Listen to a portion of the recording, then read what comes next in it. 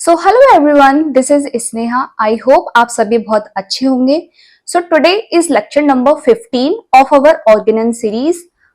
हमने पुराने लेक्चर में अपना 109 तक पढ़ा था, तो चलिए हम स्टार्ट करते हैं अपना आज का lecture.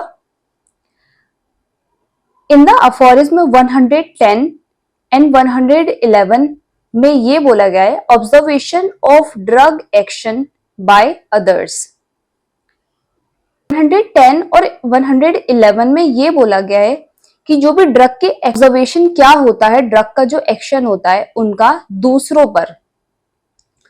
Previous authors could not understand the therapeutic value of these toxicological symptoms. They could not imagine that these medicinal disease in future will become the source of pure and true materia medica. जो हमारे पुराने जो authors थे वो कभी इस चीज को समझ ही नहीं पाए। जो भी थेरेपेटिक वैल्यू होती है, इन टॉक्सिकोलॉजिकल जो सिम्टम्स आते थे ड्रग प्रूविंग के बाद, उनको वो आज तक समझ ही नहीं पाए। दे कुड नॉट इमेजिन, वो इमेजिन ही नहीं कर सकते कि ये जो मेडिसिनल डिजीज है उनका कैसे फ्यूचर में यूज होने वाला है, और ये सोर्स है हमारे प्योर और एक ट्रू मटेरिया मेडिका का। The toxicological symptoms recorded by these authors are much in accordance with the observation of Dr. Samuel Hahnemann. This fact he clarified by proving the substance on himself and other healthy human beings. फिर ये बोला गया है कि ये जो toxicological symptoms जो भी रिकॉर्ड करे थे ऑथर्स ने, उनका जो ऑब्जर्वेशन है वो किसने किया था? डॉक्टर सैमुअल हैनीमैन ने किया था। और फिर उन्होंने क्लैरिफाई कैसे किया था? उन्होंने क्लैरिफाई किया था जब उन्होंने प्रूविंग करी थी इनकी जो भी सब्सटेंस थे हमारे मेडिसिनल, उनकी प्रूविंग करी थी किस पर? अपने आप पर करी थी और कुछ दूसरे हेल्दी ह्यूमन बींग्स थे उन पर करी थी। तो उनसे जो भी मेडिसिनल डिजीज की जो भी थेरेपेटिक वैल्यू थी वो उनको नजर आई और उनको उन्होंने एज अ मेडिसिन की तरह यूज करना स्टार्ट कर दिया था।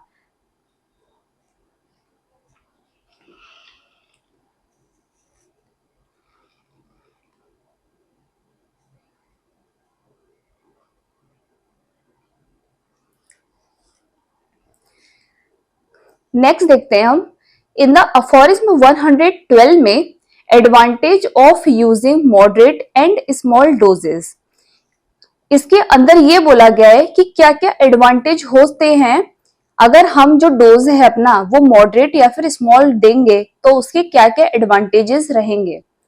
For every primary action of drug substance the vital force produces equal and opposite secondary action.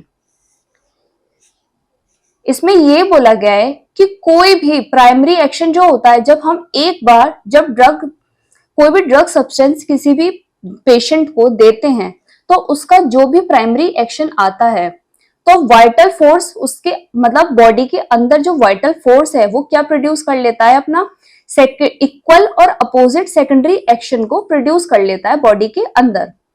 When large and powerful doses of drugs are given to the provers, जब हम large और powerful dose देंगे किस drug के किसी भी prover के, तो क्या होगा? Toxicological effect are produced for which are dangerous and poisonous secondary action is noticed. इसमें यह बोला गया है कि अगर हम एक लार्ज और पावरफुल डोज ड्रग का देंगे किसी भी प्रूवर को, तो जो भी टॉक्सिकोलॉजिकल इफेक्ट आएगा तो वो कैसा होगा? वो बहुत ज्यादा डेंजरस और पॉइजनस सेकेंडरी एक्शन प्रोड्यूस करेगा और वो बहुत ज्यादा हार्मफुल होगा उस प्रूवर के लिए। In homeopathic prescription we are using moderate and small doses so that in the secondary curative action the vital force can arouse sufficiently into the state of health without any considerable disturbances। तो जो हमारा homeopathic prescription होता है वो कैसा किसको use करके होता है? उसमें हम मॉडरेट और स्मॉल डोजेस देते हैं जिससे हमारा जो सेकेंडरी क्यूरेटिव एक्शन होता है, तो जो vital force can arouse sufficiently, जो भी वाइटल फोर्स उसको प्रोड्यूस करता है in the state of health में, उसमें कोई कंसिडरेबल डिस्टर्बेंस नहीं होता है। मतलब वो इतना डेंजरस और पॉइजनस नहीं होता है अगर हम मॉडरेट और स्मॉल डोज देंगे। नेक्स्ट हम देखते हैं इन द अफोरिज्म 113 एंड 114 में एक्शन ऑफ नारकोटिक्स मेडिसिन। अब एक्शन बताया गया है हमारा नारकोटिक मेडिसिन का। The narcotic drugs in their primary action depress the organism by taking away sensibility, sensation, irritability. मतलब क्या होता है कि जो भी नारकोटिक ड्रग्स होती हैं उनका जो प्राइमरी एक्शन होता है वो क्या करता है, हमारे जो ऑर्गेनिज्म के जो भी सेंसिबिलिटी, सेंसेशन, इरिटेबिलिटी होती है उसको क्या कर देता है, एकदम कम कर देता है, डिप्रेस कर देता है उस ऑर्गेनिज्म को, और उसके अंदर से जो भी सेंसिबिलिटी है, सेंसेशन है, और इसको दूर कर देता है। Even from moderate doses, in their secondary action, they excite the organism with increased sensibility and second great irritability. तो हमारा प्राइमरी एक्शन क्या करेगा, वो तो डिप्रेस कर देगा, लेकिन जब हम मॉडरेट डोज देंगे किसी भी ड्रग का तो उसका जो सेकेंडरी क्यूरेटिव एक्शन आएगा वो कैसा होगा, वो ऑर्गेनिज्म को एक्साइट कर देगा, बढ़ा देगा, और जो भी सेंसिबिलिटी होगी उसकी उसको बढ़ा देगा और इरिटेबिलिटी को भी बहुत ज्यादा बढ़ा देगा। With exception of these narcotic substance in experiment with moderate doses of medicine on healthy bodies we observe only the primary action. तो इसमें ये बोला गया है कि जो भी नार्कोटिक सब्सटेंस होते हैं, जब ये एक्सपेरिमेंट करा गया किसके साथ, कुछ मॉडरेट डोजेस मेडिसिन के दिए गए हेल्दी बॉडीज में, मतलब जो हेल्दी प्रूवर्स थे उनको दिए गए, तो उसमें सिर्फ प्राइमरी एक्शन जो था हमारा, जो डिप्रेस कर रहा था, सिर्फ वही हमारा ऑब्जर्व हुआ, सेकेंडरी एक्शन नार्कोटिक्स में ऑब्जर्व ही नहीं हुआ।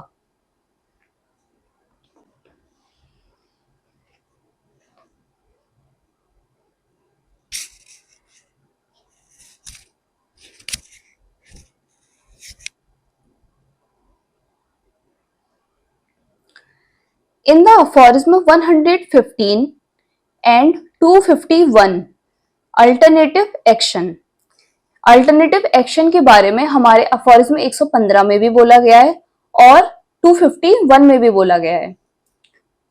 Alternative action is a type of primary action where various paroxysm of primary action are seen in alternative state.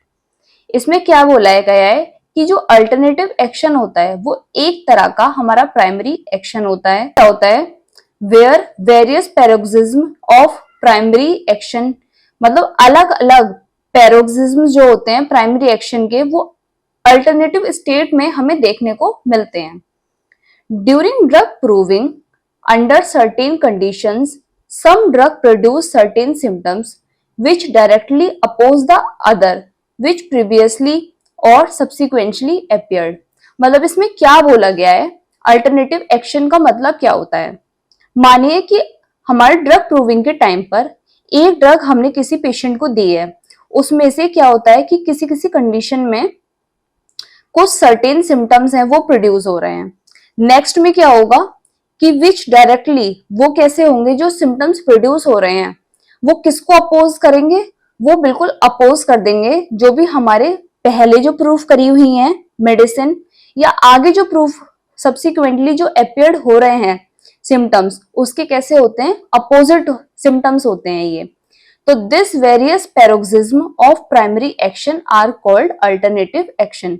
तो ये जो अपोज करने वाले सिम्टम्स होते हैं जो बार आते हैं प्राइमरी एक्शन में, वो कैसे होते हैं, हमारे अल्टरनेटिव एक्शन होते हैं।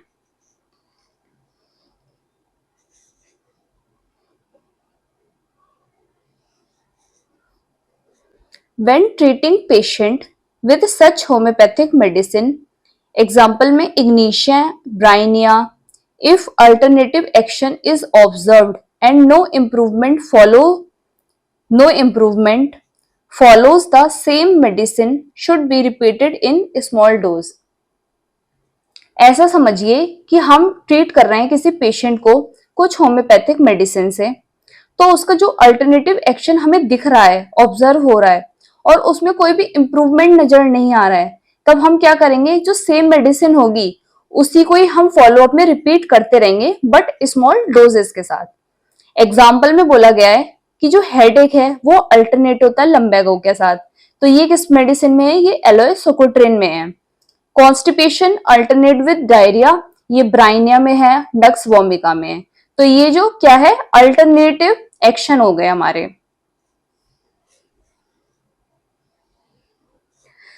So guys that's all for today's lecture. अगर आपको इस लेक्चर के नोट्स चाहिए तो मैंने अपने टेलीग्राम चैनल का लिंक अपने डिस्क्रिप्शन में पिन कर दिया है, वहां से जाकर आप लोग देख लीजिए। एंड गाइज अगर आपको ये वाला लेक्चर पसंद आया सो प्लीज लाइक करना एंड सब्सक्राइब करना मेरे चैनल को, जिससे आपकी और अगली वीडियोस बिल्कुल भी मिस आउट ना हो पाए। सो तब तक के लिए good bye guys and thank you so much for watching this video.